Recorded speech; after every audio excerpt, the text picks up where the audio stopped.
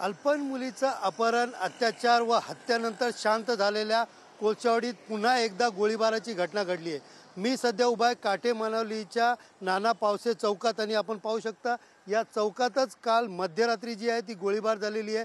सध्या या ठिकाणी पोलिसांचा मोठा फौजफाटा या ठिकाणी तैनात आहेत।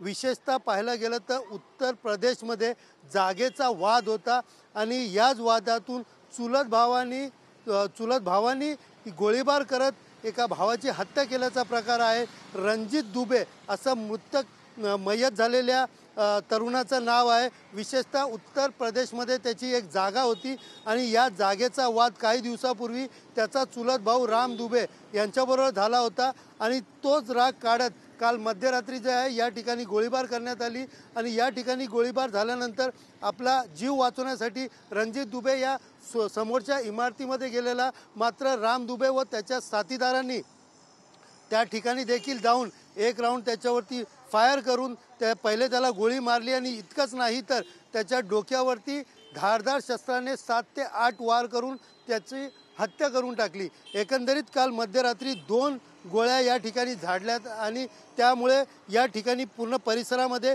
दहशतीचं वातावरण आहे। सध्या कोळशावाडी पोलिसांनी या पूर्ण प्रकरणामध्ये राम दुबे व त्यांच्या साथीदारांना आपल्या ताब्यात घेतलंय। मात्र या घडलेल्या घटनेमुळे कोळशावाडी परिसरामध्ये दहशतीचं वातावरण निर्माण झालेलं आहे। कॅमेरा पर्सन गणेश रहाटेसह सुनील जाधव, TV9 मराठी, कल्याण।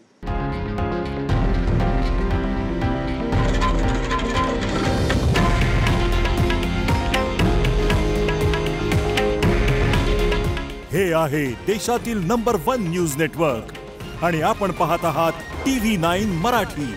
काळजी तुमची, हित महाराष्ट्राचं।